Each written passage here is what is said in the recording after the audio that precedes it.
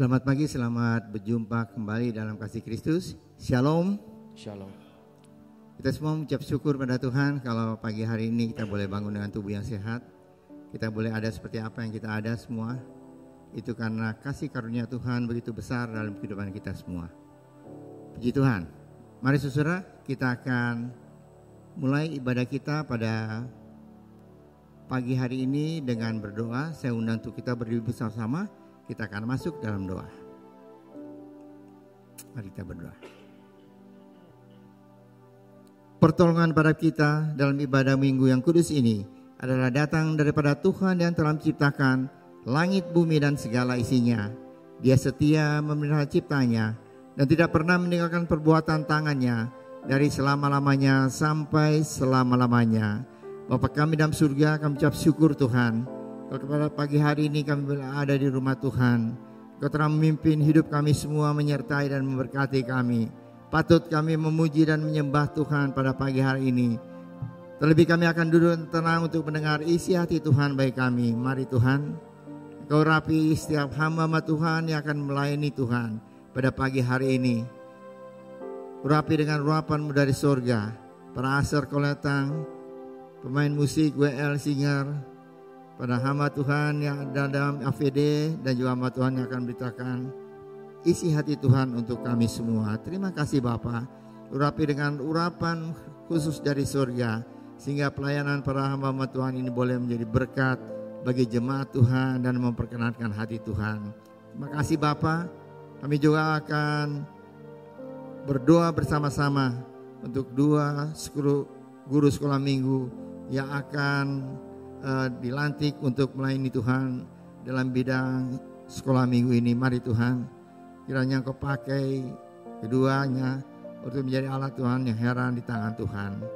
Kami serahkan seluruh acara pada hari ini ke dalam tangan Tuhan. Engkau sendiri akan memimpin dari awal hingga selesai. Kami berdoa untuk saudara-saudara kami yang masih dalam perjalanan ke antara mereka Tuhan. Tibakan tempat ini, kumpulkan kami bersama-sama. Berkati kami bersama-sama. Kami percaya Engkau sudah mendengar doa kami dan ucapan syukur kami ini. Kami naikkan dalam nama Tuhan Yesus Kristus yang menjadi juru selamat kami yang hidup. Semua yang mengasihi Tuhan, mari kita sama-sama katakan amin. Shalom saudara.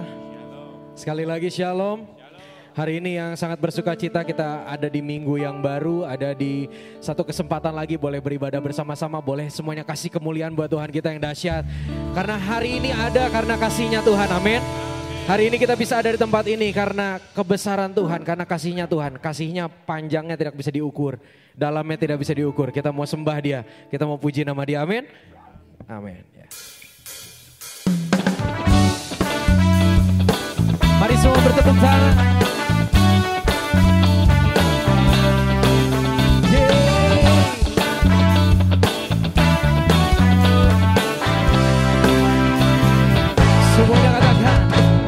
Betapa dalamnya kasih setiamu, betapa besarnya kebaikan-Mu, hidupku dipenuhi kemuliaan-Mu, indahnya oh Yesus Tuhanku. Betapa dalamnya kasih setiamu, betapa besarnya kebaikan-Mu, hidupku dipenuhi kemuliaan-Mu, indahnya oh Yesus Tuhanku. Katakan, sempurnalah kehidupanku sejak Kau hadir dalam hatiku. Kau perhatikanku setiap waktu, oh sungguh indahnya Yesus Tuhanku. Betapa dalamnya kasih setiamu, betapa besarnya kebaikan-Mu, hidupku dipenuhi kemuliaan-Mu, indahnya oh Yesus Tuhanku. Amin. Mari semua yang bersuka cita kita mau berikan semuanya bagi Tuhan. Katakan, betapa dalamnya kasih setiamu, betapa besarnya kebaikan-Mu, hidupku dipenuhi kemuliaan-Mu, indahnya oh Yesus Tuhan. Katakan, sempurna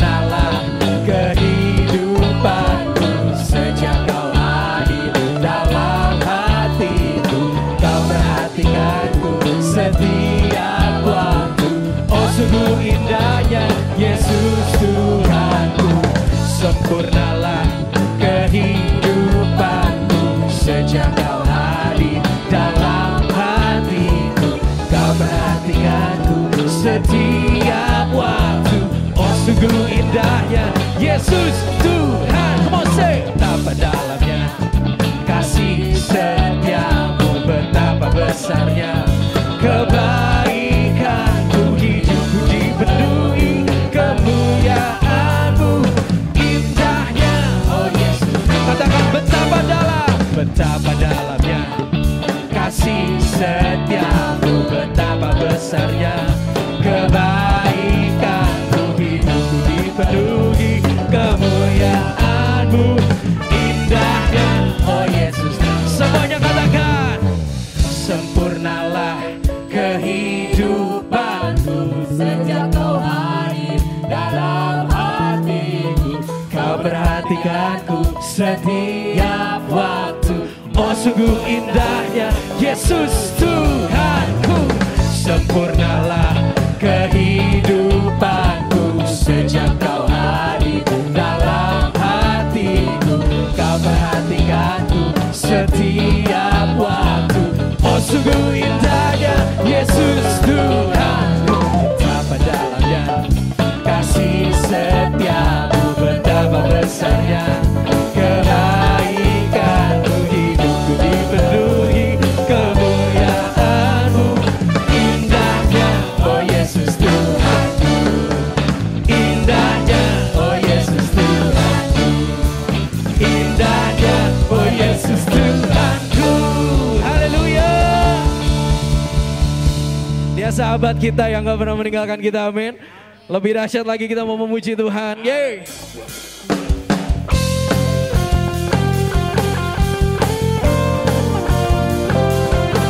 Yesus Engkaulah sahabat kami Tuhan. Hey, hey.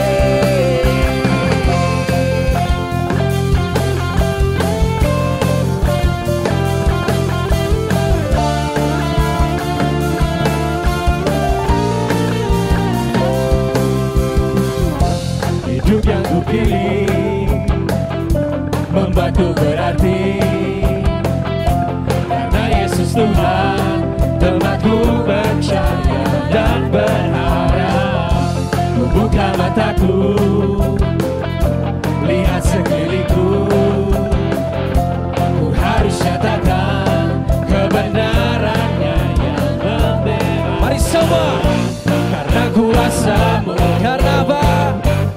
Karena kehebatanmu, ku dapat lakukan perkara besar yang Engkau janjikan. Yesus, Kaulah sahabatku. Yesus, Kau yang akan selalu berada di sisiku.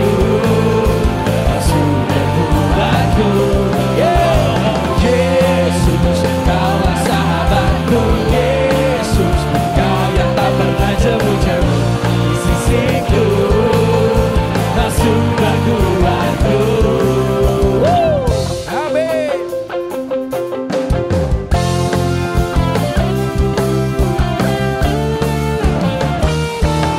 Hidupku, hidup yang kupilih membuatku berarti, karena Yesus Tuhan tempatku percaya dan berharap. Ku buka mataku, lihat sekelilingku. Ku harus nyatakan kebenarannya yang membebaskan. Mari semuanya katakan.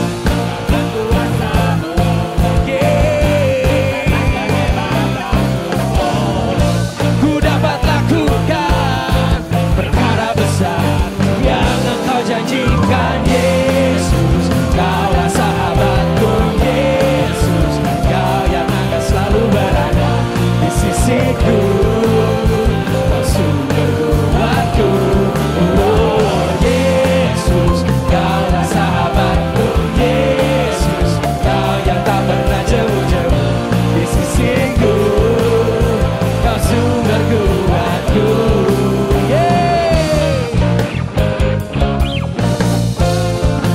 Yesus, Kaulah sahabat kami. Kaulah yang menuntun kami Tuhan, selalu di sisi kami, menyertai kami Tuhan.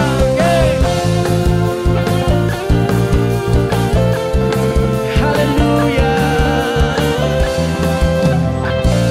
Saya mau semua dengan suara keras katakan sama-sama, Yesus, Kaulah sahabatku. Yesus, Kau yang akan selalu berada di sisiku, Kau sumber kuatku. Oh Yesus, Kaulah sahabatku. Yesus, Kau yang tak pernah jemu-jemu di sisiku. Aduh dede, sumber kuatku. Oh Yesus, Kaulah sahabatku. Yesus, Kau yang akan selalu berada di sisiku. Kau sumber kuatku. Oh Yesus, Kaulah sahabatku. Yesus, Kau yang tak pernah jemu-jemu di sisiku. Kau sumber kuatku. Kau sahabatku, berada di sisiku. Kau sahabatku selamanya. Kau sahabatku, berada di sisiku selama-lamanya.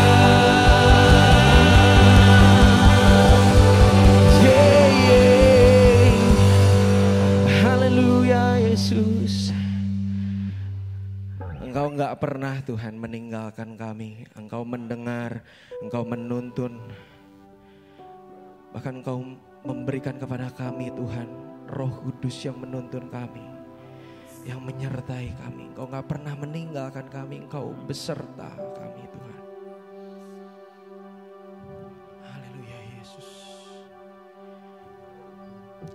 Dalam hidup kami Tuhan, mungkin kami menghadapi banyak masalah, banyak percobaan Tuhan.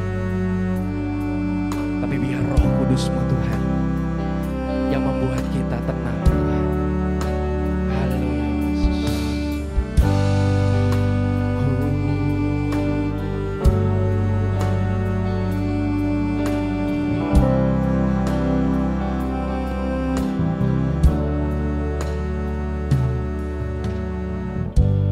Bapa, Kau mendengar seruan hatiku, tak pernah Kau lepaskan dari kasih-Mu. Lewat lembah gelap, Kau temani aku. Roh-Mu bekerja selalu untuk kebaikanku, mengalir kuasa dari tempat maha tinggi. Bapa kekal mulia, Kau hadir di sini, memulihkan hati, menyembuhkan yang terluka. Ku kan tenang bersama-Mu Bapa. Boleh kita kasih kemuliaan buat Tuhan kita yang dahsyat, yang memberikan ketenangan kepada setiap kita. Walau lewati lembah, katakan haleluya Yesus. Lewat lembah gelap, Kau temani aku. Roh-Mu bekerja selalu untuk kebaikanku.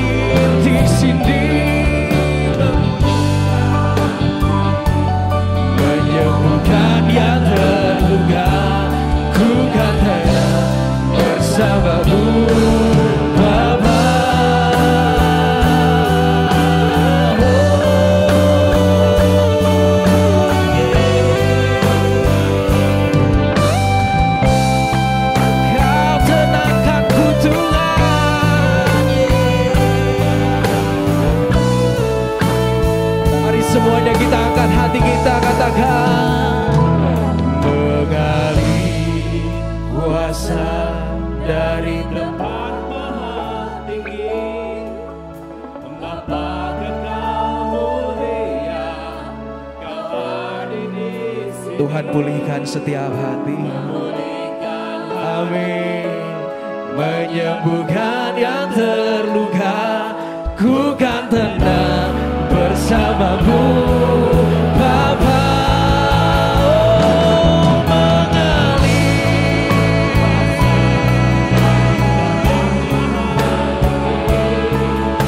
Bapa kekal mulia, Kau hadir di sini, memulihkan hati, menyembuhkan yang terluka, ku kan tenang bersamamu, Bapa. Ku kan tenang bersamamu, Bapa. Ku kan tenang bersamamu, Bapa. Haleluya.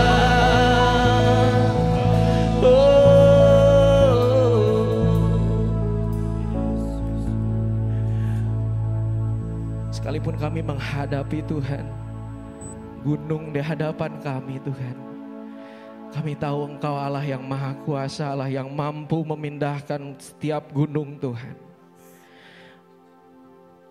Hari ini kalau mungkin hati kami tidak tenang, hati kami Tuhan penuh dengan keraguan, hati kami penuh dengan beban, Tuhan, Engkau Allah yang mampu memberikan tenang, Tuhan, dalam hidup kami. Kami mau datang kepadamu, Tuhan, dan kami menjadi tenang, Tuhan. Terima kasih, Bapa. Mari kiranya Engkau terima pujian kami, penyembahan kami, hanya bagi nama-Mu saja, ya Bapa. Terima kasih, Tuhan, hanya di dalam nama Tuhan Yesus Kristus. Semua orang yang percaya sama-sama katakan amin. Silakan duduk.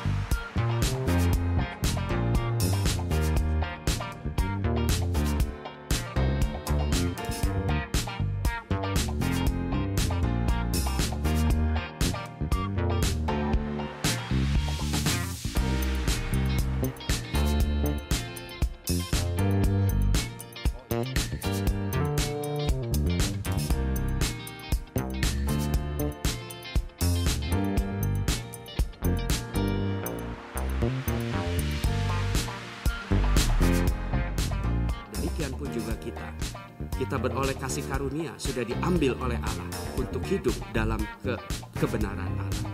Tetapi mari kita gunakan kesempatan ini sebaik-baiknya. Kita menempel terus pada pokok yang benar. Kita dekat terus dengan Allah. Kita rapat terus dengan Tuhan. Kita intim terus dengan Tuhan. Apa yang dilakukan oleh Tuhan? Mereka berjalan ngobrol di Taman Eden.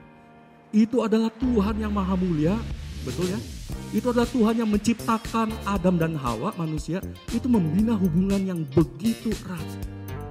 Gereja itu harus menggambarkan hubungan yang seperti itu.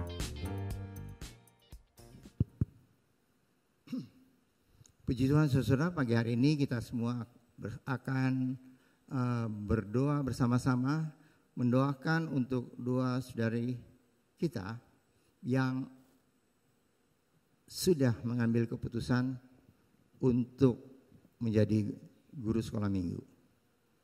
Satu kesempatan yang Tuhan berikan untuk mengajar anak-anak sekolah minggu. Sesuatu yang indah sekali, saudara. Mereka akan mengajar anak-anak mulai dari anak-anak yang tidak tahu Yesus itu siapa, sampai mereka mengerti bahwa di dalam Yesus ada keselamatan. Sebab itu perlu sekali kita semua mendoakan karena pelayanan para hamba Tuhan, rekan hamba Tuhan yang tergabung dalam guru sekolah minggu itu tentu berhubungan erat dengan iman dari anggota keluarga kita, yaitu anak-anak kita, cucu kita, keponakan kita. Oleh sebab itu, marilah kita mendukung dengan sepenuh hati.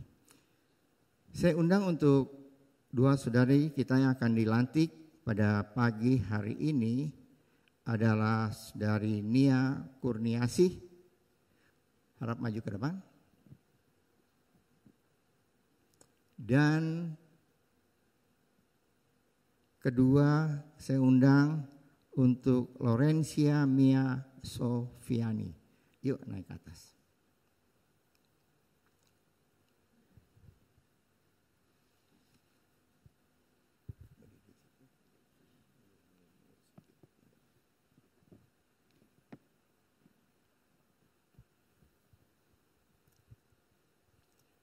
Nah saudara, ini adalah guru sekolah minggu yang akan dilantik. Perlu saudara ketahui bahwa pelayanan guru sekolah minggu itu memerlukan effort, memerlukan tenaga, memerlukan usaha. Karena mereka akan memberitakan Injil, ya, sehingga murid-murid yang di depan mereka di kelas itu mereka semua percaya Tuhan dan diselamatkan. Untuk pelantikan ini saya akan bacakan firman Tuhan, ya, untuk Nia dan untuk Laurencia. Firman Tuhan yang terdapat di dalam 1 Petrus pasal 5. Tertulis demikian. Aku menasihatkan para penatua di antara kamu. Aku sebagai teman penatua dan saksi penderitaan Kristus yang juga akan mendapat bagian dalam kemuliaan yang akan dinyatakan. Gembalakanlah kaum kawanan domba Allah yang ada padamu, jangan dengan paksa, tetapi dengan sukarela sesuai dengan kehendak Allah. Dan jangan karena mau mencari keuntungan, tetapi dengan pengendalian diri. Janganlah atas mereka, janganlah berbuat seolah-olah kamu mau memerintah atas mereka yang dipercayakan kepadamu. Tetapi hendaklah kamu menjadi teladan bagi kawanan domba itu. Karena apabila gembala agung datang, kamu akan menerima mahkota kemuliaan yang tidak dapat layu. Dalam ayat-ayat ini jelas sekali tugas apa seorang gembala. Laurencia dan Nia, fungsi mereka juga adalah gembala. Mereka menggembalakan manusia dengan segmen umur anak-anak. Dari 1 tahun sampai ke 12 tahun. Itu segmen umur anak-anak menurut ilmu kedokteran. Setelah 12 tahun ke atas mereka disebut dewasa. 1 sampai 12 tahun itu mereka gembalakan. Dan di sini dikatakan jelas sekali bahwa jangan memerintah, tetapi harus menjadi teladan Guru sekolah minggu sama seperti gembala, sama seperti pendeta, hamba Tuhan yang lain. Menjadi teladan bagi jemaat, bagi anak-anak yang dipimpin. Dan di sini jelas sekali saudara, kamu akan menerima mahkota kemuliaan yang tidak dapat layu. Wow, jelas sekali saudara. Gembala-gembala, hamba-hamba Tuhan, pendeta-pendeta sama seperti Nia dan Lorencia adalah hamba Tuhan. Nanti apabila mereka lakukan dengan setia, maka akan diberikan mahkota kemuliaan. Kalau saudara perhatikan, mahkota kemuliaan itu cuma diberikan kepada hamba Tuhan. Yang lain ada mahkota kebenaran, mahkota yang lain, dan mahkota kemuliaan itu cuma pada hamba Tuhan. Sebab itu, lakukan pelayanan dengan setia, penuh tanggung jawab, dan menjadi berkat bagi anak-anak yang dipimpin. Mari saudara, kita akan berdiri bersama-sama, kita akan berdoa untuk mereka.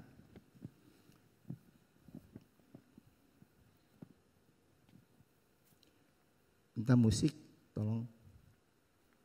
Den. Kita menyanyi bersama-sama, aku memuji kebesaran-Mu.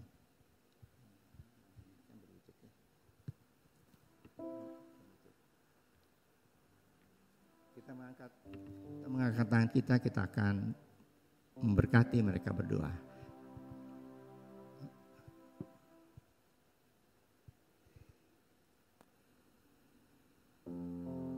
Aku memuji kebesaran-Mu,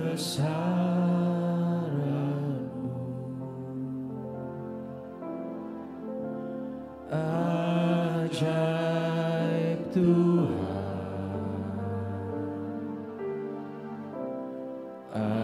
ajaib Tuhan.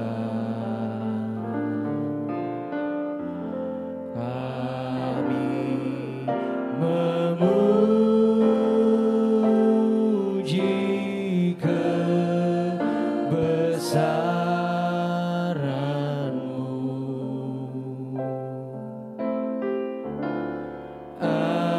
ajaib Tuhan,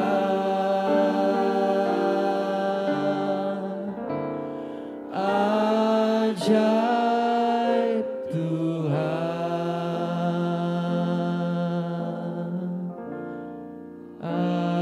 ajaib Tuhan,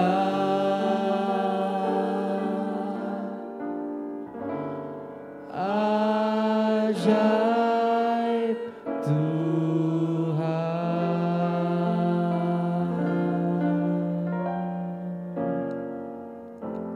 Demikian pengakuan kami di hadapan Tuhan. Kami memuji kebesaran Tuhan karena Engkau adalah Allah kami yang ajaib, Allah kami yang luar biasa, ajaib Tuhan perbuatan-Mu dan rencana-Mu di dalam kehidupan setiap orang, terutama orang-orang yang percaya kepada Tuhan. Kami pada pagi hari ini mau menyerahkan Laurencia ke dalam tangan-Mu Tuhan. Terima kasih Tuhan karena Engkau sudah memanggil dia untuk boleh melayani Tuhan, khususnya di Departemen Sekolah Minggu Victory Kids, suatu penghormatan yang Tuhan berikan sehingga ia boleh melayani Tuhan. Berikan kesehatan, hikmat, akal budi, bijaksana, dengan pimpinan dan urapan Roh Kudus-Mu ia boleh melayani Tuhan di bidang sekolah minggu, bukan dengan kekuatan sendiri tetapi dengan kekuatan yang daripada Tuhan. Kami juga mengucap syukur Tuhan untuk Nia Kurniasi yang juga Engkau panggil pagi hari ini. Ia boleh menyerahkan dirinya sebagai pelayan Tuhan. Berkati juga pelayanannya di bidang sekolah minggu, membawa anak-anak yang kecil itu untuk mengenal Tuhan sejak mereka masih kecil. mereka percaya kepada Tuhan dan mereka hidup selanjutnya untuk kemuliaan nama Tuhan. Berkati kegiatan kedua saudara kami ini Tuhan, apapun yang mereka lakukan, jikalau mereka masih kuliah atau mereka sudah mulai bekerja, Engkau tetap sertai, berikan tubuh yang sehat, dan melalui kehidupan mereka Tuhan, nama Tuhan dipermuliakan. Terima kasih Bapa di surga, sekali lagi kami menyerahkan kedua saudara ini ke dalam tangan-Mu, Engkau yang berkarya lebih lanjut di dalam kehidupan mereka. Dalam nama Tuhan Yesus Kristus kami sudah berdoa dan mengucap syukur. Amin. Silakan duduk.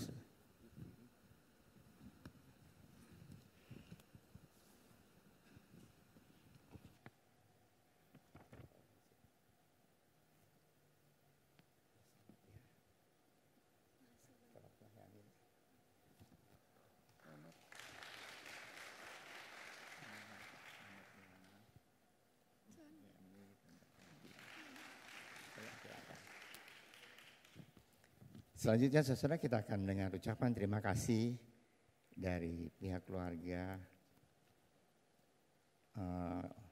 dari almarhum saudari atau ibu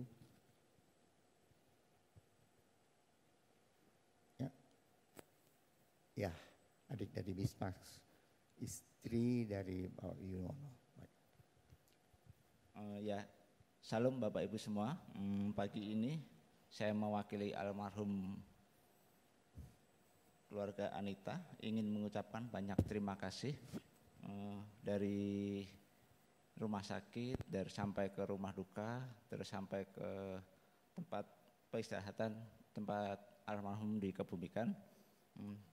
Saya juga ucapkan terima kasih juga kepada Bapak Ibu Gembala, Bapak Pendeta Yohanes Rungkat dan Ibu Christine, Bapak dan Ibu Gunawan Wiryanto, Bapak Pendeta Ratib, Bapak Pendeta Yakobus Rungkat dan famili, Bapak dan Ibu Pendeta William Nopi, Bapak Pendeta Stefanus Rustandi, Bapak Pendeta Yeskiel.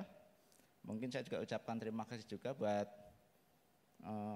Victory Kid, Komisi KKP, Komisi KU1 dan Komisi KU2. Mungkin saya juga mengucapkan terima kasih juga buat yang tidak bisa saya sebutkan satu persatu. Mungkin kebaikan Bapak Ibu semua tidak saya balas, mungkin Tuhan aja yang bisa membalas kebaikan Bapak Ibu dengan berkatnya yang luar biasa. Dan pagi ini juga saya juga ingin meminta maaf apabila ada perkataan, perbuatan dari almarhum istri saya yang tidak berkenan kepada Bapak Ibu. Saya sekali lagi mohon maaf yang sebesar-besarnya. Sekali lagi terima kasih, Tuhan Yesus memberkati. Amin.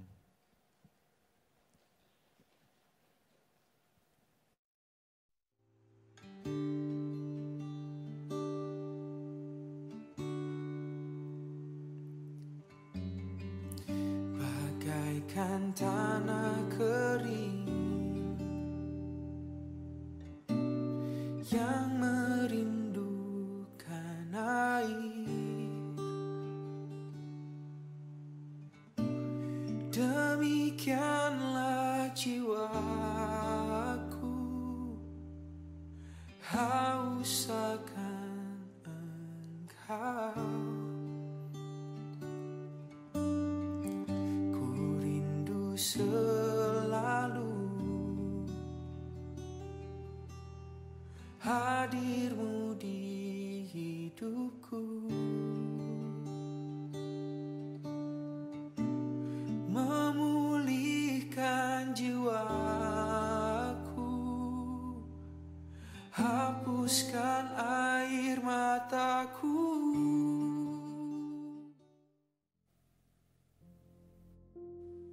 Satu tempat di mana aku bisa datang dengan segala keadaanku.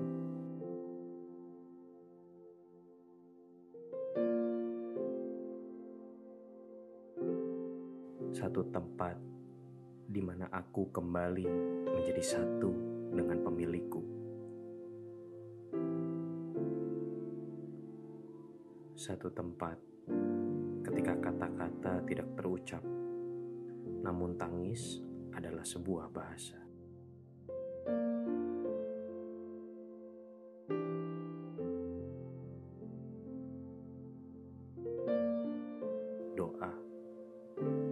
Engkau hanya sejauh doa.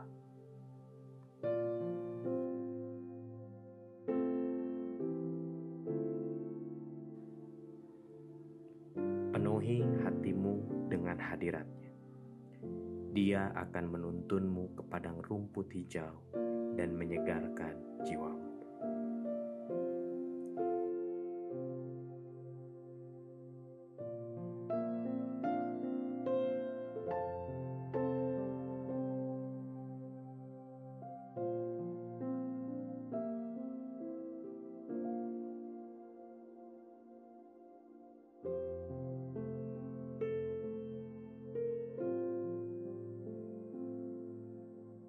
Turut mengundang seluruh pelayan, pengurus, dan hamba Tuhan Gereja Rehobot Jemaat Bandung. Tuhan Yesus memberkati.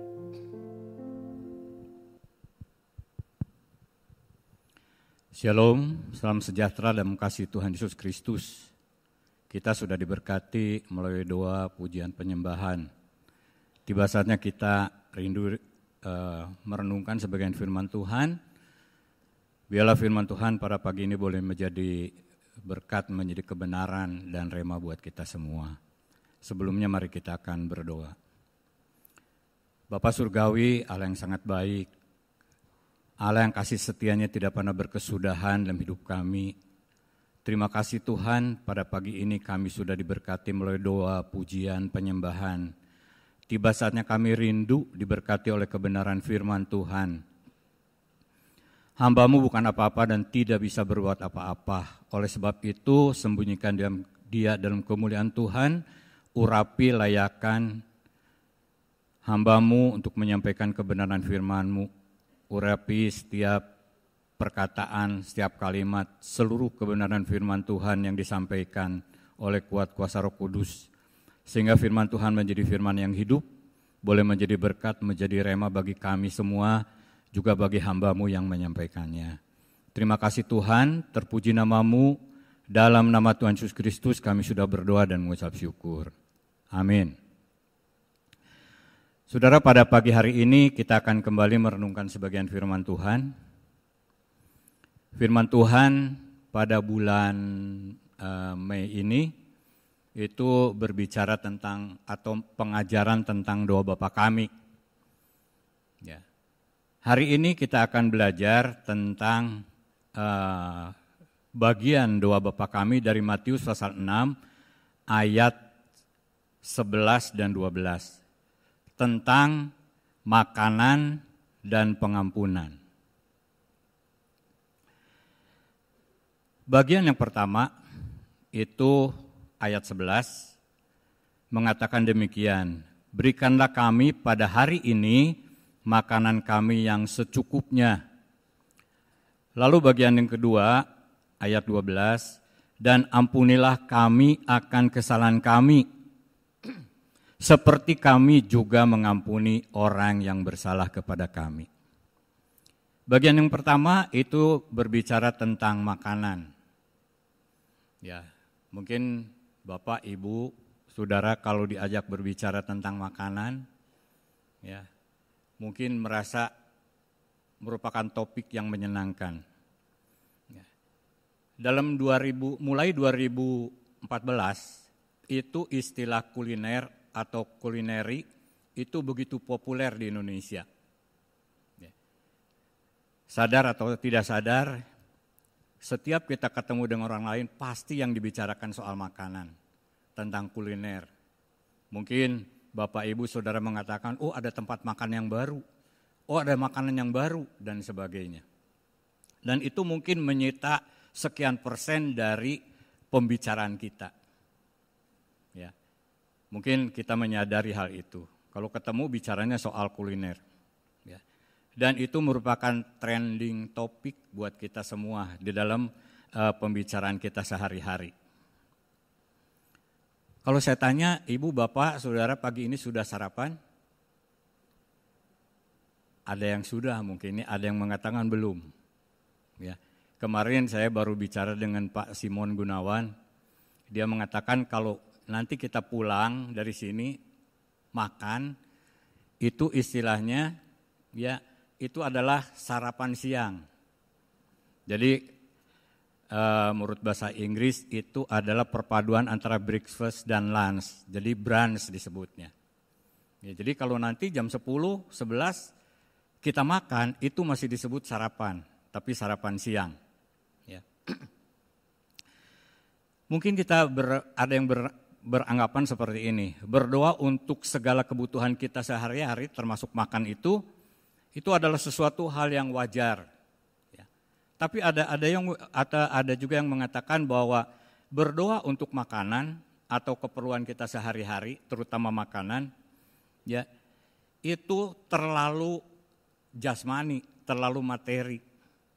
Ada juga orang yang mengatakan, mendoakan untuk makanan, ya karena mungkin setiap hari makan.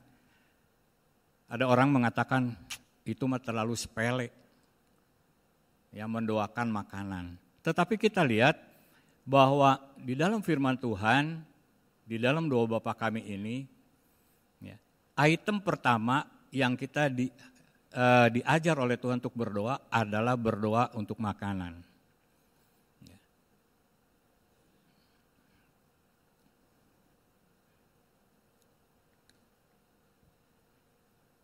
Kenapa saudara? Nanti kita lihat. Makanan merupakan kebutuhan buat jasmani kita. Jadi makanan merupakan media, merupakan bahan bakar untuk metabolisme tubuh kita. Ya. Supaya apa? Supaya ada asupan, ada nutrisi buat tubuh kita untuk memiliki energi di dalam hidup ini. Untuk apa? Itu ya makanan yang kita makan itu merupakan suatu kebutuhan kita semua. Enggak ada orang yang misalnya tidak makan. Semua orang itu pasti makan, ya. Untuk membuat kita dapat beraktivitas, buat anak-anak Tuhan untuk bisa melayani Tuhan, ya. Tapi ada orang-orang yang merasa khawatir, mungkin karena persoalan ekonomi yang sedang sulit, keuangan yang sedang sulit, mulai khawatir dengan apa yang akan kita makan, dengan apa yang akan kita minum, dengan apa yang akan kita pakai. Tuhan Yesus mengatakan tidak usah khawatir, ya, sebab Bapamu yang di sorga tahu bahwa kamu memerlukan semuanya itu, kamu membutuhkan semuanya itu. Ya. Kita yakin bahwa memang Tuhan tahu bahwa itu kebutuhan kita. Sehingga di dalam doa Bapa Kami, item pertama permohonan adalah tentang makanan. Jadi Allah itu begitu tahu bahwa itu kebutuhan kita. Karena Bapamu mengetahui apa yang kamu perlukan sebelum kamu minta kepadanya. Jadi sebelum kita minta, Tuhan sudah mencantumkan di dalam doa Bapa Kami. Yang pertama adalah makanan. Ya, kita mengucap syukur kepada Tuhan, Tuhan begitu memperhatikan kita. Ya.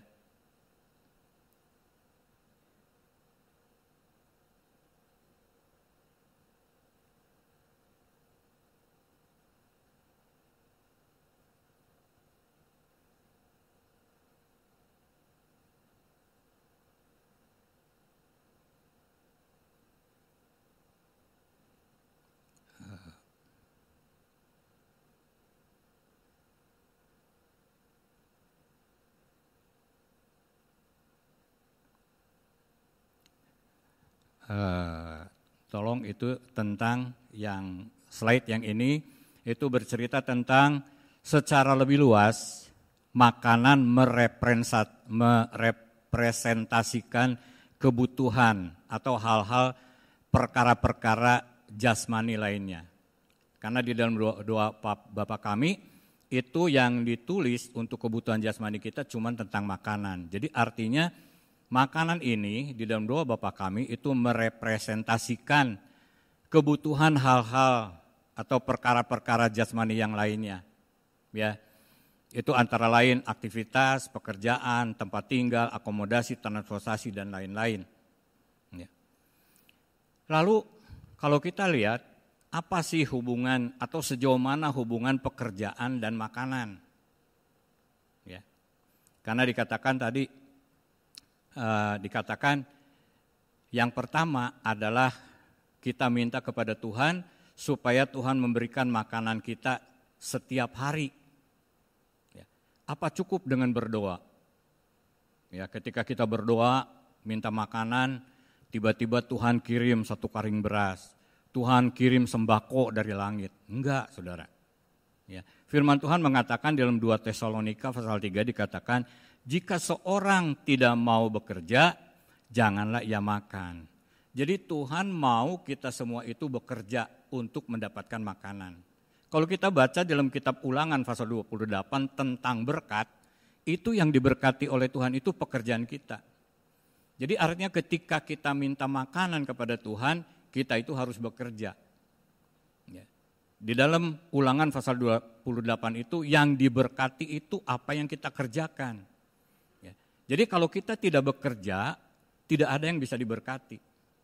Jadi ada bagian yang harus kita kerjakan, yaitu kita harus bekerja. Dan sedangkan bagian Tuhan adalah memberkati apa yang kita kerjakan untuk kita mendapat makanan. Ya. Jadi artinya kita bukan cuma berdoa untuk makanan, tetapi kita juga harus bekerja untuk mendapatkan makanan itu. Untuk Tuhan berkati sehingga kita dapat makan. Ya. Rasul Paulus mengatakan kepada jemaat di Tesalonika begini, orang yang demikian, yaitu yang tidak mau bekerja, kami peringatkan dan nasihati dalam Tuhan Yesus Kristus supaya mereka tetap tenang melakukan pekerjaannya dan dengan demikian makan makanannya sendiri. Jadi artinya setiap orang harus duduk tenang, dia bekerja untuk mendapat makanan dan dia menikmati makanannya sendiri. Jadi Tuhan mau kita itu bukan cuma untuk meminta-minta. Ya, Tuhan mau kita bekerja untuk mendapat makanan. Ya, pekerjaan itu Tuhan berkati. Ya, karena apa kata Tuhan? Ada orang-orang yang tidak mau bekerja. Ada orang yang tidak tertib hidupnya dan tidak bekerja, melainkan sibuk dengan hal-hal yang tidak berguna. Mungkin saya tidak perlu bicarakan, banyak orang yang memang sibuk dengan hal-hal yang tidak penting di dalam hidup ini. Bukan mengerjakan suatu pekerjaan yang bisa Tuhan berkati untuk bisa mendapatkan makanan. Lalu di dalam Matius pasal 6 ayat 11 ini dikatakan, berikanlah kami pada hari ini makanan kami yang secukupnya.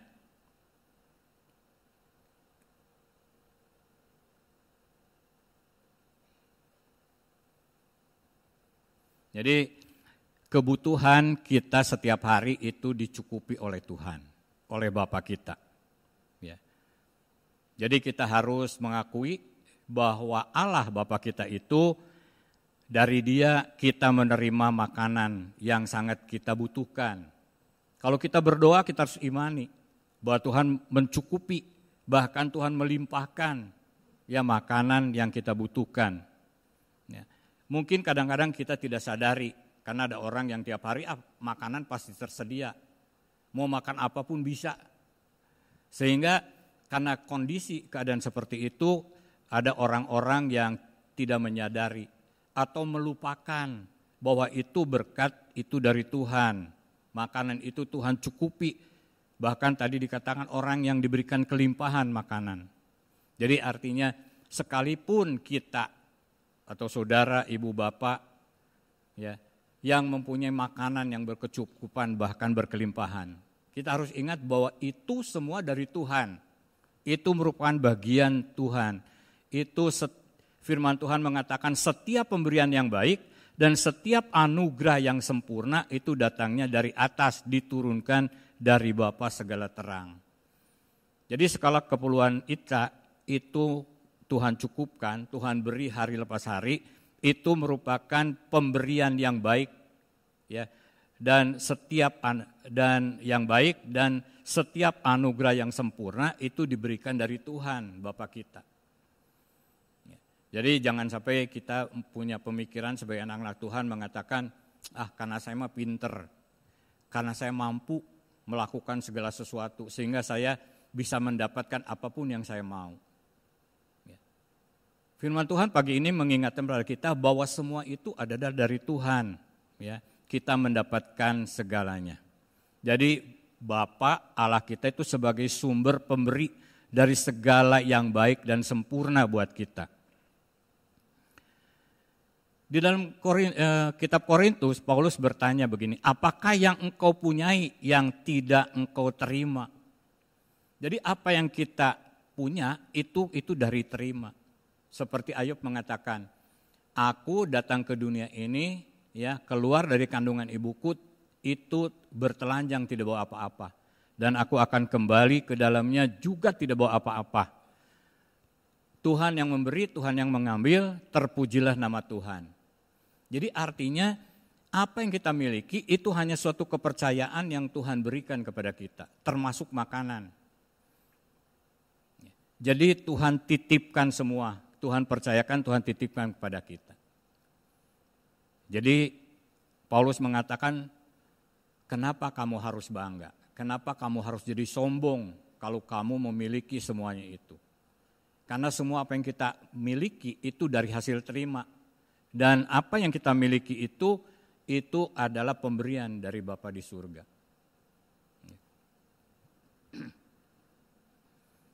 Jadi lalu berikutnya dikatakan, berikanlah kami pada hari ini. Ya, Tuhan mau kita itu berpikir untuk hari ini begitu penting. Karena firman Tuhan mengatakan esok itu ada kesusahannya sendiri. Kita lihat bahwa kemarin itu ada ungkapan yang mengatakan kemarin itu adalah harapan, kenangan, dan esok itu adalah harapan. Tetapi hari ini itu adalah kenyataan. Hari ini real di mana kita hidup. Jadi kita penting hari ini ya berterima kasih kepada Tuhan bahwa semua makanan yang kita miliki hari ini itu adalah pemberian dari Tuhan. Ya. Karena firman Tuhan mengatakan, janganlah kamu khawatir akan hari besok, karena hari besok mempunyai kesusahannya sendiri. Kesusahan sehari cukuplah untuk sehari. Jadi artinya apa? Besok ada persoalan yang harus kita hadapi. Besok kita yakini juga bahwa Tuhan pasti akan memberikan apa yang kita minta. Yang terpenting makanan. Karena tadi kita tahu bahwa Tuhan tahu kita itu butuh makan. Sebelum kita minta kepada Tuhan, berdoa kepada Tuhan, Tuhan itu sudah tahu apa yang kita butuhkan. Jadi Tuhan itu begitu baik buat kita semua. Lalu mengapa setiap hari kita harus meminta kepada Tuhan makanan? Alasannya yang mungkin yang Tuhan berikan kepada kita adalah itu, berdoa, berilah kami pada hari ini makanan kami yang secukupnya. Artinya supaya setiap hari kita datang kepada Tuhan, ya, bertemu dengan Tuhan, lalu berrelasi, menyampaikan segala sesuatu, berdialog dengan Dia, berdoa dengan Dia, dan kita tetap mengandalkan Dia. Kita mempercayakan hidup kita sepenuhnya kepada Tuhan Allah Bapa kita. Itu yang Tuhan mau. Jadi Tuhan tidak mau kita berdoa, berilah kami pada hari ini, berilah kami pada minggu ini, berilah kami pada bulan ini. Tuhan mau kita sehari-hari, setiap hari datang kepada Tuhan. Ya, untuk berdoa kepada Tuhan. Itu kerinduan dari Tuhan. Ya, jadi jangan saudara mungkin merasa bahwa saya mah tanpa doa juga makanan setiap hari cukup. Jangan ya. Tuhan ingin setiap hari kita datang bertemu dengan Tuhan, ya bertemu dengan Tuhan dan berdialog, berdoa dengan Tuhan. Ya. Memang Tuhan pasti siapkan, karena Tuhan tahu bahwa itu kebutuhan buat kita. Lalu kita lihat, berilah pada hari ini makanan kami. Jadi artinya ada kami, ini makanan kami, ini makanan saya, ada makanan orang lain. Ya, ada makanan kami, ada makanan kalian. Mungkin makanan kami dengan makanan kalian itu tidak sama. Ya, mungkin makanan kami ini tidak semewah makanan orang lain. Tetapi kita harus mengucap syukur untuk semuanya. Ya, karena itu tadi kita tahu ucapan syukur sebagai bentuk ya berkat kasih kemurahan Tuhan yang Tuhan berikan khusus buat kita. Yang penting makanan itu, firman Tuhan mengatakan tidak perlu mewah. Makanan itu yang penting adalah kalau kita baca di Perjanjian Lama dikatakan itu tahir. Ya. Tahir, sehat dan bergizi, itu makanan yang penting. Ya.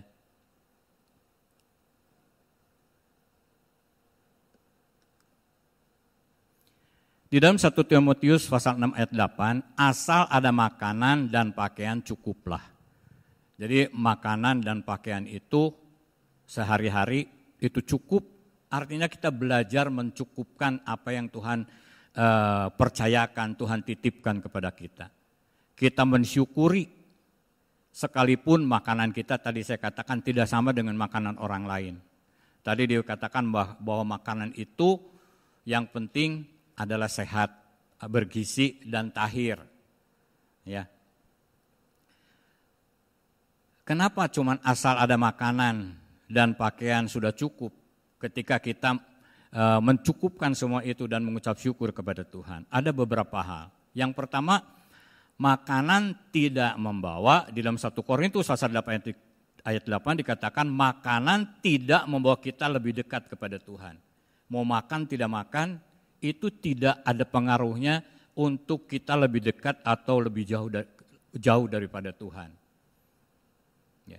Jadi makanan itu harus kita terima dengan ucapan syukur, kita cukupkan, karena makanan itu yang pertama tidak membawa kita lebih dekat kepada Tuhan. Ya. Lalu alasan yang kedua, sebab di dalam Roma pasal 14 ayat 17 dikatakan sebab kerajaan Allah bukanlah soal makanan dan minuman, tetapi soal kebenaran, damai sejahtera, dan sukacita oleh Roh Kudus. Ya. Jadi dikatakan bahwa kerajaan Allah itu bukan soal makanan dan minuman, tetapi adalah soal kebenaran, damai sejahtera, dan sukacita oleh Roh Kudus. Ya. Saya tidak akan jelaskan mendetil karena nanti waktunya nggak cukup. Lalu apa? Dikatakan bahwa di dalam Ibrani pasal 9 ayat 10, makanan minuman itu hanyalah peraturan untuk hidup insani. Jadi makanan minuman itu hanya untuk kebutuhan jasmani kita. Ya, hanya untuk kebutuhan jasmani kita. Seperti tadi supaya menjadi bahan bakar untuk metabolisme kita, supaya kita bisa dapat asupan, masukan ya untuk memiliki energi dan kekuatan untuk hidup. Lalu yang berikutnya, alasan yang berikutnya, ini sering disampaikan oleh Gembala Sidang, Bapak Rohani kita dulu, Pak Petrus, ya, karena makanan itu bukan masuk ke dalam hati, tetapi makanan itu masuk ke dalam perut lalu dibuang ke belakang, ke jamban. Ya. Jadi ayat ini ditutup dengan demikian ia menyatakan semua makanan halal. Saudara, kalau saudara tanya, ayat ini mengatakan bahwa semua makanan halal. Ya. Lalu kita lihat bahwa ternyata di dalam Imamat pasal 11 mulai ayat 4 sampai ayat 8 itu berbicara tentang makanan halal dan haram. Ya. Kok kalau dulu disebut ada yang haram? Ya. Tapi di sini dikatakan semua makanan halal.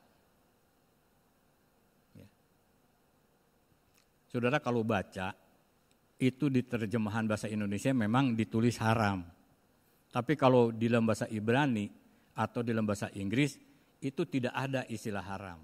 Mungkin ketika orang menerjemahkan ke dalam bahasa Indonesia, orang yang menerjemahkan itu terpengaruh oleh istilah agama sebelah. Ada haram. Haram itu apa? Haram itu adalah ketika dilakukan, maka dia berdosa. Dan ada hukuman. Ternyata di Imamat tidak cerita seperti itu. Di Imamat ya ditulis makanan itu cuma clean, unclean animal. Jadi tahir atau tidak tahir. Lalu dikatakan di situ dikatakan must not eat atau shall not eat atau do not eat. Jadi harus tidak dimakan, tidak akan makan, tidak mengkonsumsi. Jadi di situ tidak ada kata-kata haram. Kalau haram berarti itu itu akan mendapat hukuman kalau dilakukan. Tetapi firman Tuhan tidak menjelaskan. Ya. Jadi firman Tuhan tentang makanan yang penting di dalam imamat dijelaskan itu adalah tahir, ya, artinya bersih. Lalu kita mulai berpikir sekarang, kok kenapa dulu ada yang tidak boleh dimakan? Atau sebaiknya tidak makan? Ya. Sekarang misalnya begini, makanan yang binatang-binatang yang ada dalam air yang tidak bersisik, ya itu tidak boleh dimakan. Jadi termasuk babi dan sebagainya itu di belakangnya.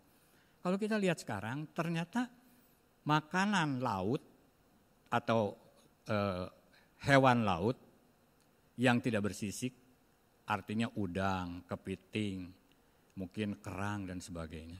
Sekarang kita tahu bahwa ternyata itu kolesterolnya sangat tinggi. Lalu seperti kerang dan sejenisnya itu mengandung racun-racun yang berbahaya. Karena jenis kerang itu diciptakan oleh Tuhan untuk menyedot semua racun-racun, menetralisir racun-racun yang ada di sekitarnya. Ya. Jadi kita tahu bahwa Tuhan itu dari dulu tahu bahwa makanan ini tidak baik untuk dimakan. Ya, makanya Tuhan mengatakan jangan makan. Ya. Jadi bukan disebut haram. Kalau haram dimakan, kita akan dihukum. Di dalam firman Tuhan kita tidak menemukan kalau makan sesuatu itu lalu dihukum sama Tuhan. Ya, karena ayat tadi juga menjelaskan bahwa kerajaan Allah itu bukan soal makanan dan minuman, tetapi mengenai kebenaran, damai sejahtera dan sukacita di dalam Tuhan. Ya. Tapi bukan berarti terus kita seenak aja makan. Jadi sudah dikasih tahu bahwa di dalam segala perkara kita itu jangan berlebihan. Kalau berlebihan termasuk makanan itu pasti akan mendatangkan hal-hal yang tidak baik buat kita.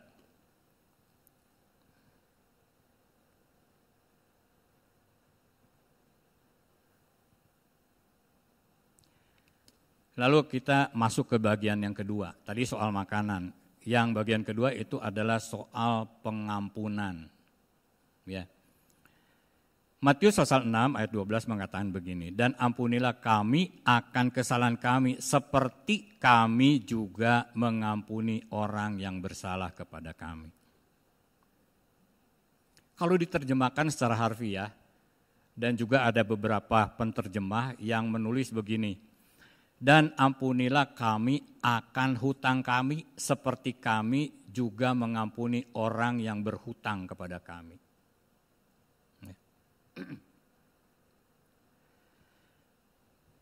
Di dalam ayat berikutnya, ayat 14 dan 15, ya, Tuhan ingin menjelaskan ayat yang ke-12. Ya. Di dalam ayat ke-14 begini dikatakan, karena jika kamu mengampuni kesalahan orang, Bapamu yang di sorga akan mengampuni kamu juga. Tetapi jikalau kamu tidak mengampuni orang, Bapamu juga tidak akan mengampuni kesalahanmu. Ya. Lalu selanjutnya kita lihat. Jadi Tuhan mau supaya kita mengampuni orang lain, ya karena Tuhan juga sudah mengampuni kita. Ya, kalau kita tidak mengampuni orang lain, maka Tuhan tidak mengampuni kita. Tapi ketika saya renungkan, ya, jadi kita perlu melihat bahwa doa Bapa kami tentang pengampunan ini di dalam Matius pasal 6:12 itu berada dalam suatu bingkai atau dalam suatu framing ketika kita sudah diselamatkan di dalam Yesus Kristus. Karena kalau ayat ini ya bicara untuk semua orang, artinya bahwa ketika orang mengampuni orang lain, lalu dia diampuni dosanya dan dia diselamatkan. Jadi bukan berarti ketika kita berada di luar Kristus, hanya dengan mengampuni orang yang bersalah kepada kita, dosa kita diampuni dan kita diselamatkan atau beroleh keselamatan dari Tuhan. Ya. Saya kira tidak seperti itu. Ya. Seperti dalam Pemazmur mengatakan, karena tidak seorang pun dapat membebaskan dirinya atau memberikan tebusan kepada Allah ganti nyawanya. Jadi nggak bisa orang cuma mengampuni orang lain, lalu dia diampuni dan dia membayar harga tebusannya, membebaskan dirinya dari hukuman Allah. Ya.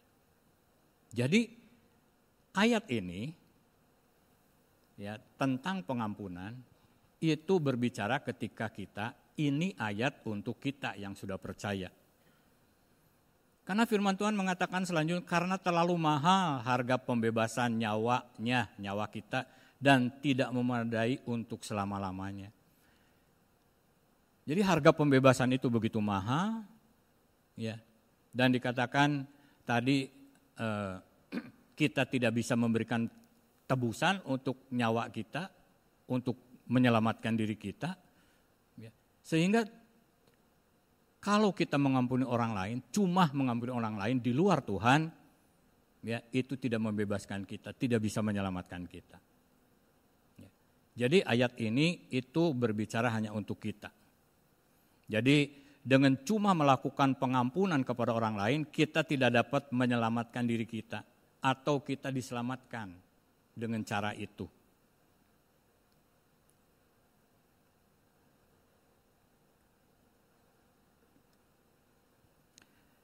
Kita tahu hanya Tuhan Yesus yang berkuasa mengampuni dosa. Di dalam Roma pasal 5 ayat 8 dikatakan begini, akan tetapi Allah menunjukkan kasih-Nya kepada kita oleh karena Kristus telah mati untuk kita ketika kita masih berdosa. Di dalam istilah perjanjian lama, di dalam Imamat pasal 7 ayat 7, apa yang sudah dilakukan Yesus itu, ya Yesus telah mati sebagai korban penebus salah dan korban penghapus dosa. Ya, jadi hanya Tuhan Yesus yang bisa menebus kita dari kesalahan kita dan Dia menjadi korban untuk menghapus segala dosa kita. Ya, itu yang Tuhan Yesus lakukan dan Tuhan Yesus bisa lakukan itu untuk kita dan Tuhan Yesus sudah lakukan. Ya. Kita tahu bahwa Tuhan Yesus itu telah menderita,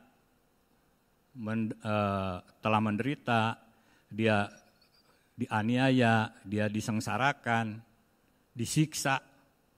Ya, kita tahu bahwa Tuhan Yesus juga sudah direndahkan, dihina, dinista dengan dimahkotai duri, diludahi, ditampar, lalu dicambuk tubuhnya sampai hancur dan darahnya dicurahkan.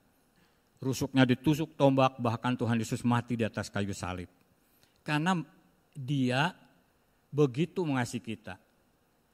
Dengan kasih yang terbesar, dengan kasih yang sempurna, kasih yang tanpa pamrih. Ya, Dia mau menyerahkan nyawanya, ganti sahabat-sahabatnya. Kita semua, itu adalah kasih yang terbesar, kata firman Tuhan.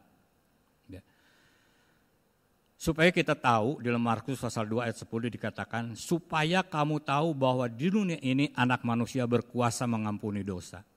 Jadi hanya Yesus, ya. Di dalam Markus 2 ayat 10 ini dikatakan, supaya kamu tahu bahwa di dunia ini hanya anak manusia yang berkuasa mengampuni dosa. Ya. Ketika kita mengaku dosa kita, maka Ia akan setia dan adil, sehingga Ia akan mengampuni segala dosa kita dan menyucikan kita dari segala kejahatan.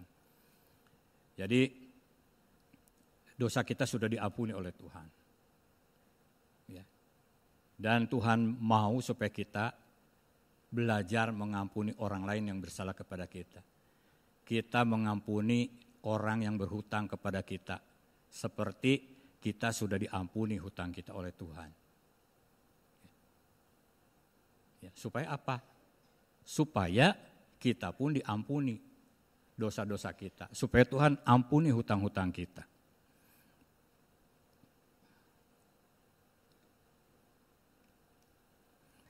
Di dalam Matius pasal 18 ayat 23 sampai 35 itu ada perumpamaan tentang pengampunan. Ya. Mungkin Bapak Ibu Saudara sudah sering mendengar. Cuman pagi ini mari kita renungkan kembali. Ya. Ada seorang hamba, kita sebut saja hamba A. Ya. Mempunyai hutang kepada tuannya sebesar 10.000 talenta. Kalau kita hitung, 1 talenta itu 6.000 dinar. Ya. Jadi artinya 10.000 talenta itu artinya 60 juta dinar. 1 dinar itu adalah upah kerja 1 hari. Kalau kita ambil UMR misalnya, 1 hari itu kita sekarang diperkirakan 1 hari UMR itu adalah 150.000 per hari. Ya. Maka hutangnya itu adalah 9 tenggo atau 9 triliun. Ya. Saudara tinggal merenungkan, bisa nggak kita bayar hutang yang sebesar itu? 9 triliun. Lalu hamba B berhutang kepada hamba A ini 100 dinar atau 100 hari kerja. Jadi 100 kali 150.000 per hari itu cuma 15 juta rupiah. Ternyata hamba A ini sudah diberi pengampunan oleh tuannya untuk hutangnya yang 9 triliun itu. Tetapi hamba A ini tidak mengampuni temannya itu hamba B yang berhutang 15 juta. Maka tuannya menjadi marah. Maka marahlah tuannya itu dan menyerahkan hamba A ini kepada algojo supaya sampai ia melunaskan hutangnya. Gak mungkin hutangnya bisa dilunasi. Kalau saya tanya Bapak, Ibu, Saudara di sini ada yang punya 1 T saja? Ada? Ada yang punya 1 T? Dan hutang si A ini 9 T. 9 tenggo 9 triliun. Ya, jadi hutang hamba ini tidak mungkin untuk bisa dilunasi. Ya, tetapi Tuhannya memberikan pengampunan atas hutangnya. Tetapi si hamba A ini tidak mengampuni temannya yang berhutang cuma 15 juta. Maka tuannya jadi marah dan memasukkan dia ke dalam penjara. Ayat berikut, ayat penutupnya, ayat 35 dikatakan, maka Bapakku yang di sorga akan berbuat demikian juga terhadap kamu apabila kamu masing-masing tidak mengampuni saudaramu dengan segenap hatimu. Jadi Tuhan mau supaya kita itu belajar mengampuni sesama kita. Ya. Karena apa yang kita lakukan itu akan mendapat balasan dari Tuhan seperti apa yang kita lakukan. Kita harus belajar mengampuni saudara kita dengan segenap hati kita. Jadi dikatakan dengan segenap hati. Artinya sudah tidak ada lagi kesalahan dia. Ya.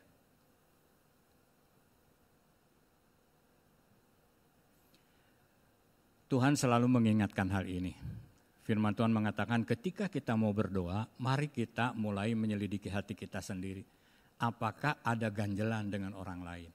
Kata Tuhan harus diselesaikan. Ya, itu ditulis dalam Markus 11 ayat 25. Dikatakan begini, jika kamu berdiri untuk berdoa, ampunilah dahulu sekiranya ada barang sesuatu dalam hatimu terhadap seseorang, supaya juga Bapamu yang di sorga mengampuni kesalahan-kesalahanmu. Ya. Jadi setiap momen kita berdoa, ya, kita ingat ayat ini. Kata Tuhan, ketika kamu berdoa, kamu selesaikan dulu ganjelan dalam hati kamu. Ya. Supaya apa? Supaya doa kita itu didengar dan dijawab oleh Bapa kita di surga. Kalau enggak, Tuhan mengatakan, selesaikan dulu persoalan kamu dengan sesamamu, dengan saudaramu, dengan saudara seiman, dengan teman sekantor dan sebagainya. Ya. Kalau itu masih ada ganjelan yang beri kita dan kita berdoa kepada Tuhan, kata Tuhan, maaf saja ya, sorry, selesaikan dulu persoalan kamu. Nanti aku jawab, aku dengar, aku jawab doa kamu. Lalu Petrus bertanya, berapa kali Tuhan kami wajib atau harus mengampuni orang yang berdosa kepada kita?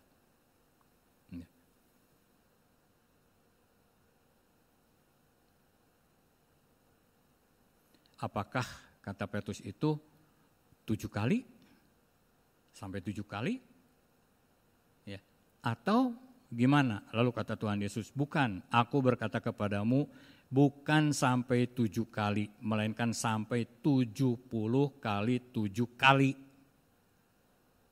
Jadi di belakang kali lagi, tapi tidak disebutkan. Artinya jumlah yang tidak terbatas.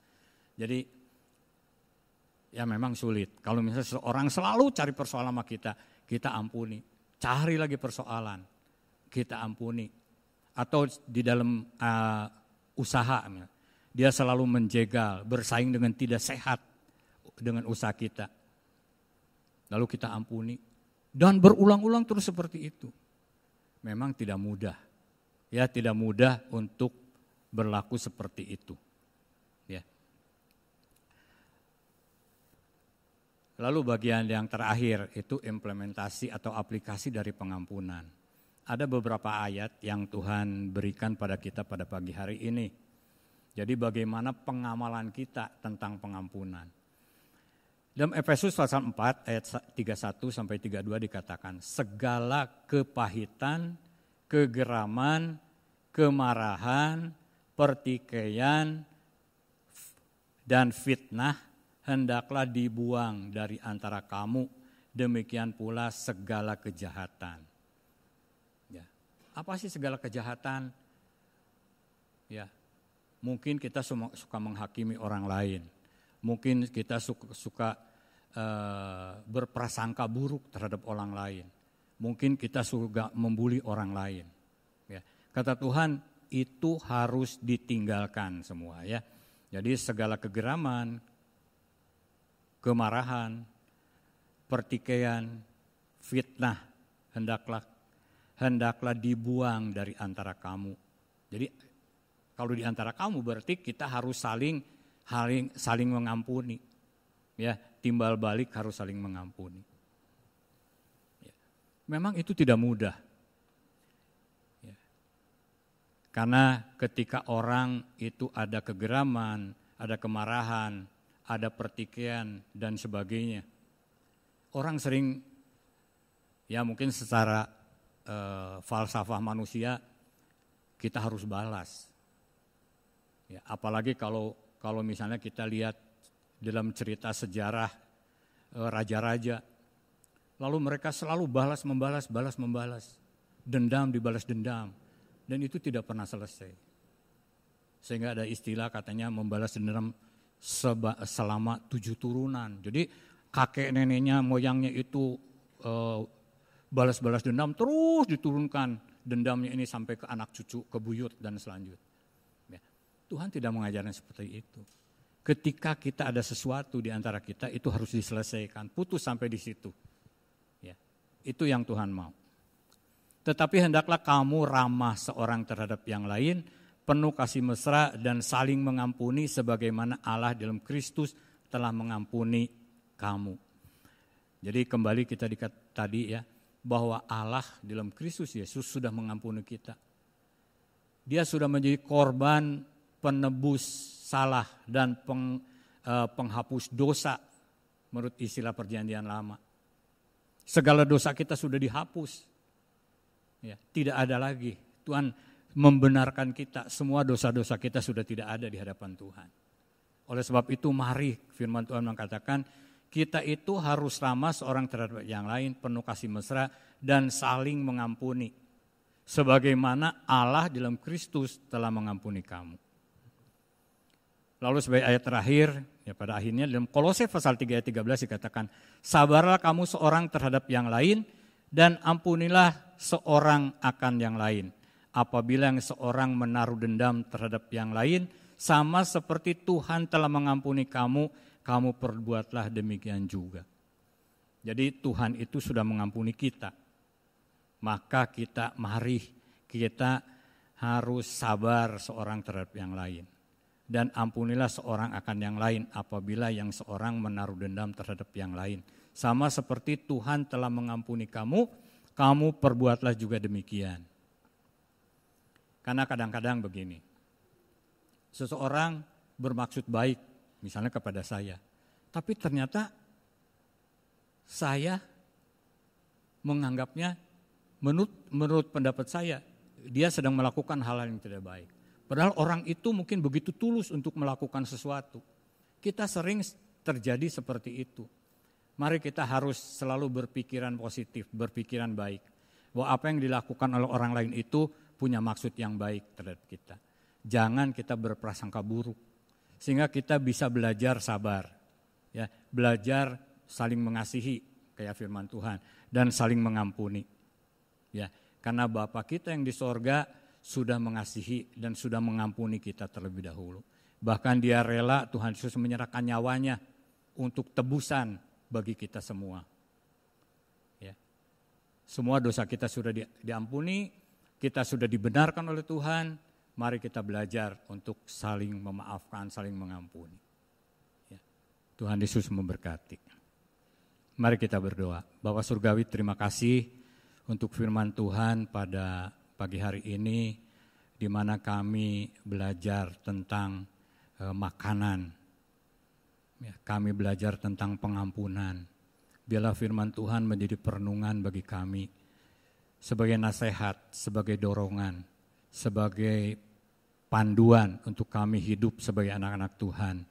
Kami mau belajar untuk hidup rukun, saling mengasihi, saling mengampuni, saling mendesehatkan dan saling membangun untuk kemuliaan nama Tuhan. Karena Tuhan terlebih dahulu sudah mengampuni segala hutang dosa kami. Terpuji namamu, dalam nama Tuhan Yesus Kristus kami sudah berdoa dan mengucap syukur. Amin. Saya serahkan kepada Bapak Gembala.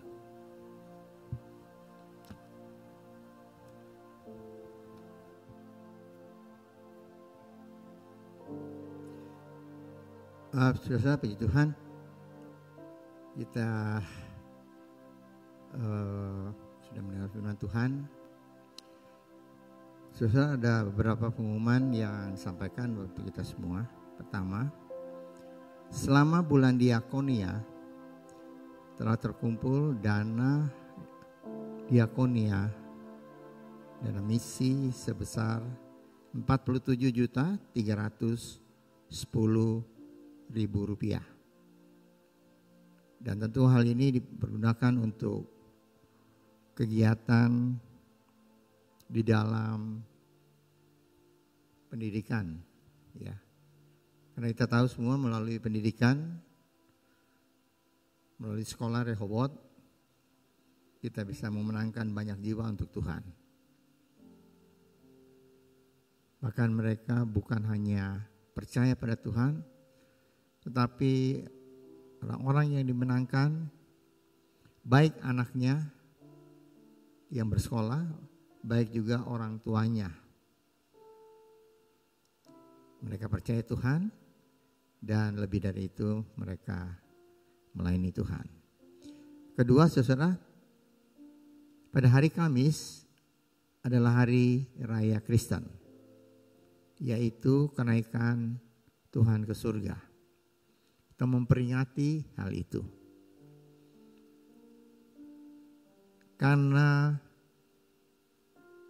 kalau tidak Tuhan naik ke surga, tentu tidak ada kedatangan Tuhan lagi untuk kedua kali. Jadi pada hari Kamis, yaitu 40 hari setelah hari Paskah, kita merayakan kenaikan Yesus ke surga. Mulai saat itu dimulai doa rantai. Dan puji Tuhan, saudara, doa rantai, saya lihat minggu lalu banyak dari saudara yang mengambil kertas ini dan melihat mana yang masih kosong.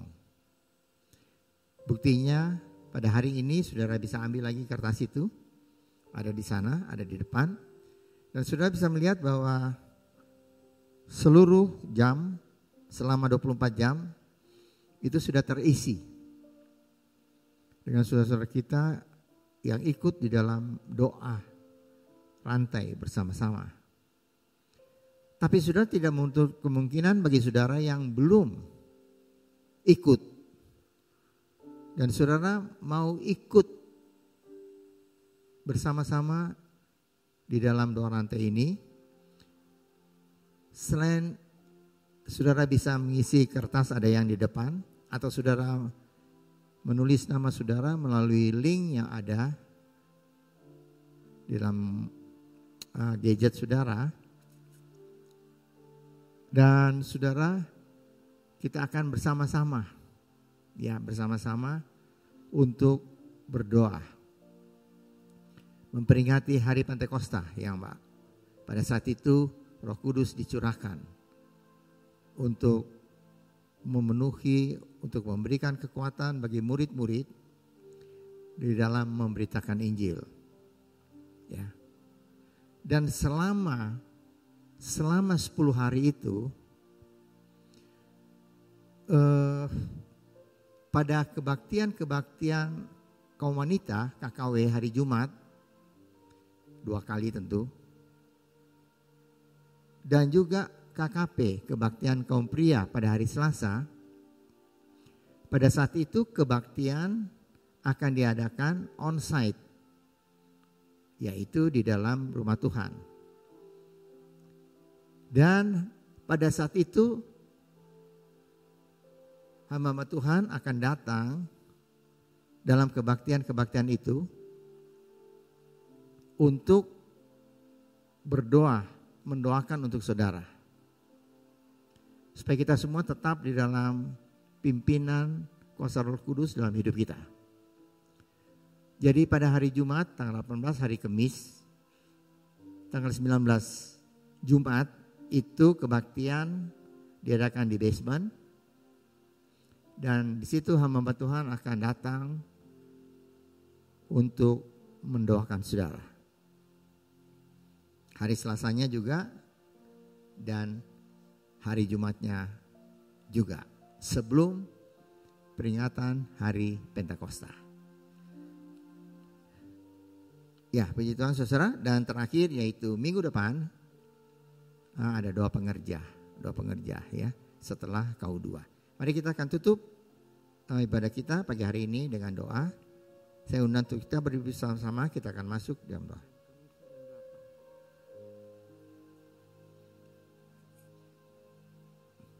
Baik saudara,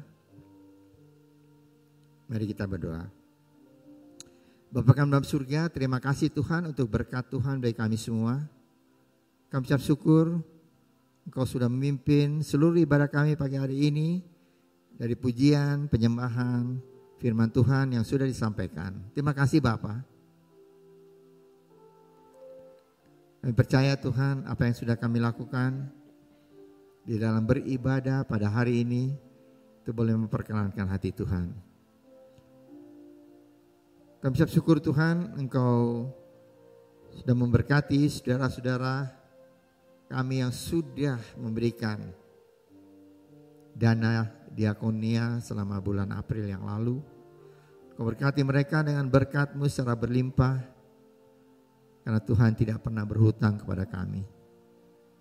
Terima kasih Bapa, Kau menyertai supaya dana yang terkumpul ini berguna untuk sekolah Rehobot dan memenangkan jiwa bagi kerajaan surga melalui pendidikan Kristen di Rehobot ini. Terima kasih Bapa. Kami juga akan mulai bersama-sama doa rantai mulai tanggal 18 sehingga tanggal 28 yang akan datang. Meskipun kami berdoa di rumah kami masing-masing, tapi kami mengucap syukur itu semua merupakan satu rantai yang tidak putus dengan satu tujuan, untuk bersama-sama hidup di bawah pimpinan Tuhan di dalam kuasa Roh Kudus yang senantiasa menyertai hidup kami semua. Terima kasih Bapa. Kami berdoa untuk kebaktian istimewa tanggal 18, yaitu kenaikan Tuhan ke surga pada jam 8 pagi. Kau tolong kami semua supaya pada saat itu kami boleh datang bersama-sama untuk merayakan hari raya Kristen ini dalam memperingati Tuhan Yesus naik ke surga. Terima kasih Bapa.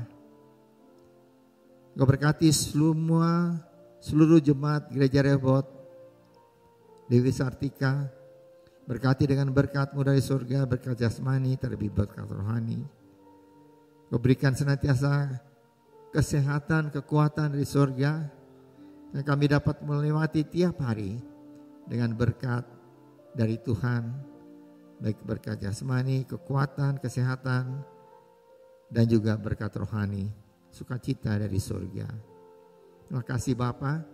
Kami telah mendoakan untuk pemerintah kami yang mempersiapkan untuk pemilu tahun 24 yang akan datang. Kami serahkan seluruh tahap pemilu ini ke dalam tangan Tuhan. Semuanya boleh berjalan dengan lancar, dengan tenang. Dan siapapun yang akan terpilih itu merupakan kehendak Tuhan sendiri untuk bangsa dan negara yang kami kasih ini. Terima kasih Bapa. Kami akan pulang dan pisah satu dengan yang lain. Kami akan memberikan persembahan dan membalikan perpuluhan yang Tuhan punya. Ajar pada kami untuk memberikan yang terbaik, karena Tuhan sudah memberikan yang terbaik bagi kami, yaitu keselamatan dan hidup yang kekal. Kami akan masuk dalam minggu yang baru. Kau berkati Tuhan usaha pekerjaan kami semua, keluarga kami, pendidikan dari anak-anak cucu kami semua. Tuhan berkati dengan berkat Tuhan. Percaya Tuhan Kau sudah mendengar doa kami dan ucapan syukur kami ini, yang kami naikkan dalam nama Tuhan Yesus Kristus yang menjadi juru selamat kami yang hidup. Saudara yang dikasihi oleh Tuhan, angkatlah tangan saudara untuk menerima berkat Allah. Arahkan hati saudara kepada Tuhan dan hadirat-Nya. Maka berkat Allah memenuhi hidup saudara. Amin. Berkat Allah memenuhi keluarga saudara. Amin. Berkat Allah memenuhi kesehatan saudara. Amin. Berkat Allah memenuhi pekerjaan saudara. Amin. Dan jadilah berkat dimanapun saudara berada. Amin. Dan saudara terimalah berkat dari Allah Bapa, kasih karunia dan damai sejahtera dari Tuhan Yesus Kristus, dan persekutuan Allah Roh Kudus menyertai saudara sekalian mulai hari ini sehingga Maranatha, Tuhan Yesus datang kembali. Amin. Bapa, terima kasih. Bapa, terima kasih.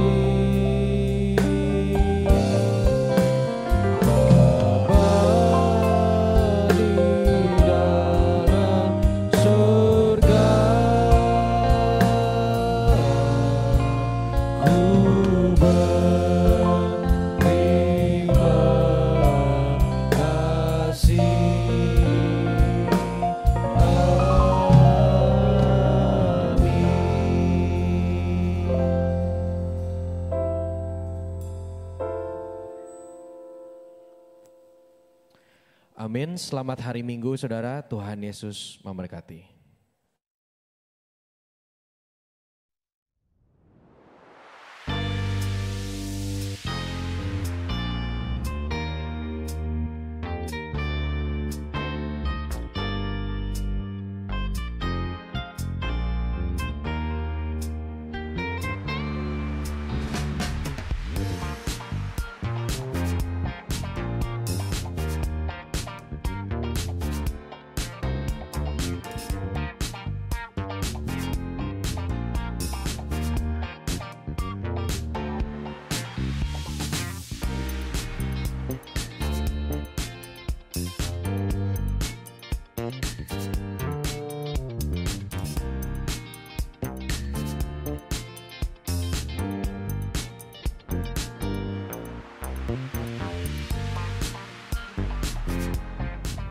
Demikian pun juga kita beroleh kasih karunia sudah diambil oleh Allah untuk hidup dalam kebenaran Allah. Tetapi mari kita gunakan kesempatan ini sebaik-baiknya. Kita menempel terus pada pokok yang benar. Kita dekat terus dengan Allah. Kita rapat terus dengan Tuhan. Kita intim terus dengan Tuhan. Apa yang dilakukan oleh Tuhan? Mereka berjalan ngobrol di Taman Eden. Itu adalah Tuhan yang maha mulia, betul ya? Itu adalah Tuhan yang menciptakan Adam dan Hawa, manusia. Itu membina hubungan yang begitu erat. Gereja itu harus menggambarkan hubungan yang seperti itu. Anda telah selesai mengikuti ibadah online Gereja Rehoboth. Jangan lupa untuk like dan subscribe, dan ketuk lonceng untuk notifikasi pemberitahuan info-info berikutnya. Selamat hari Minggu, Tuhan Yesus memberkati.